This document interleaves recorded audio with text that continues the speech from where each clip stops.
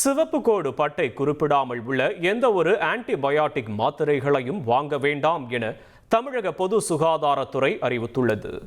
போலி இருமல் மருந்து விற்பனை மோசடிக்கு பிறகு ஆன்டிபயாட்டிக் மருந்து விற்பனையில் சில அதிரடி நடவடிக்கையை தமிழக சுகாதாரத்துறை எடுத்து வருகிறது.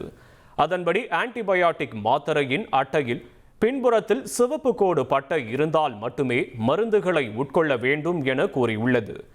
ஆன்டிபயாட்டிக் மாத்திரைகளில் சிவப்பு கோடு பட்டை இல்லாமல் எந்த ஒரு மாத்திரைகளும் மருந்தகங்களில் வாங்க வேண்டாம் என அறிவுறுத்தப்பட்டுள்ளது.